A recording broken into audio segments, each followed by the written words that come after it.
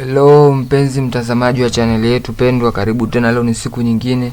Sasa leo nimekuletea vitu ambavyo utakiwa kuvifanya ukiwa unaenda kwenye interview. Usije ukafanya makosa haya kabisa kwenye interview, kwa sababu endapo utafanya yanaweza akachangia wewe kukosa marks. Yani kabla hata hujaanza kitu kingine ukajikuta tu umeanza kukosa marks na unaonekana kama ni mtu ambaye hukujipanga.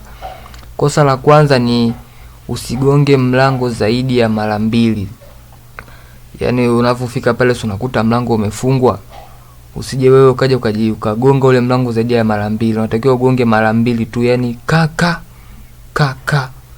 basi. Na kama hawajasikia unaruhusiwa kufungua mlango na kuingia. Usigonge mara nyingi ukaja ukagonga ile mara nyingi.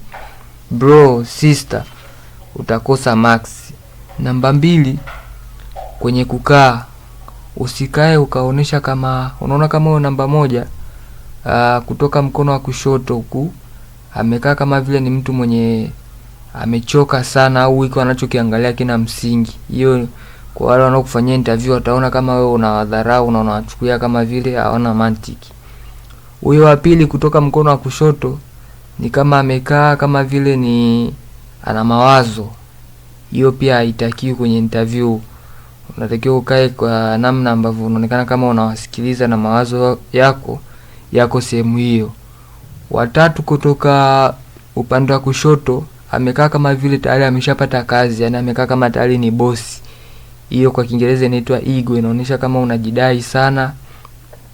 Inaonyesha kama ni mtu fulani ambaye ukipewa nafasi utakuja kuharibu, wanasema chain of command, utakuja kuharibu ule mfumo mzima wa kuamrishana kwamba nani ni boss.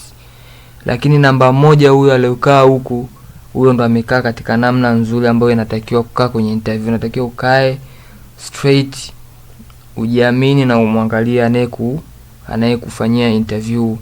Hata huyo kaka unaona hapo pia, au wengine wote watatu wamekaa vibaya, lakini huyo aliyenyoka mgongo ndo amekaa katika engo nzuri ya kufanyia interview, na hiyo pia ina marks yake. Kingine ni kwenye masuala ya usijielezee kabla hujaulizwa. Usije ukasema mimi nimetoka field sijui nini na bado hujaulizwa. Hapana, utakuja kuulizwa kwanza hapo ndo utajibu. Kwa hiyo swala la field sijui vitu gani, tulia kwanza. Kingine usiongee sana. Usije ukafika pale ukaanza kuhadithia mzee, ukaanza kuhadithia mechi za Yanga, ukaanza kusema sijui Yanga imefanyaje. Kumbuka naye kufanyia interview naye ni binadamu kama wewe. Wasakuta timu yake ni Simba, wewe ni Yanga, afu Simba imefungwa pale akaona udogo au jamaa anajikuta mjuaji, sasa hapiti. Kwa hiyo usije ukaongea sana, kaa kimya, lakini pia usiwe mkimya sana, ni kuwa kawaida. Kingine, avoid maneno mafupi. Kwa mfano umeulizwa swali kwamba tuambie kuhusu wewe, unaanza kusema haya maneno yanaonyesha kwamba wewe hujiamini. Kumbuka yule anayekufanyia interview yeye anakuwa kama hajui, anataka kusikiliza wewe. Sasa kama unaulizwa swali kwamba tuambie kuhusu utakuja kufanya nini hapa kazini, unaanza kusema but haya maneno watu wengi, hili ni kosa ambalo watu wengi wamekuwa wanafanya na limewakosesha watu wengi interview. Avoid kabisa na usije ukataja haya maneno. Yani ukiulizwa swali kwamba kwa nini tukupe ajira, nenda straight, nipeni ajira kwa sababu nina uzoefu. Nimeona kwenye tangazo mnataka mtu mwenye uzoefu na atakayebadilisha kampuni. Mimi ndio mtu pekee. Usitaje haya maneno kwamba usianze kufikiria hivyo, utakuwa umekosea sana. Kingine sasa ni hizi ni za nyongeza. Nataka niwatajie nyingine za nyongeza ambazo ni usije ukataja kabila lako katika interview. Usije ukafika pale ukasema bwana unajua mimi ni Muhaya bwana. Hivi vitu haviruhusiwi, kwa sababu kama nilivyokuambia naye kufanyia interview ni binadamu kama wewe. Kwa hiyo unapoanza kutaja kabila, unaweza kutaja kabila kupe mtu ana beef na hilo kabila afa akajikuta na kukata. Ndio maana tunashauri mtu asitaje kabila lake. Kingine, usije ukataja dini yako.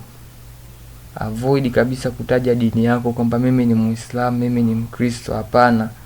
Unaweza kujikuta pia unakosa ajira kwa kutaja tu dini yako. Wewe sema tu pale naitwa fulani, nipo hapa kwa ajili ya interview. Naitwa fulani, nimemaliza chuo fulani, nimepata GPA fulani, nilienda field nikapata matokeo fulani kule field, nimejifunza na hapa nipo kwa ajili ya interview. Ukifanya hivyo bwana, na uhakika kabisa interview yako itaenda vizuri. Hata kama ukikosa, utakosa kwa sababu zingine, labda kwenye ukaguzi wa vyeti au kwenye kujielezea kwenye maswali binafsi au kama ni mitihani.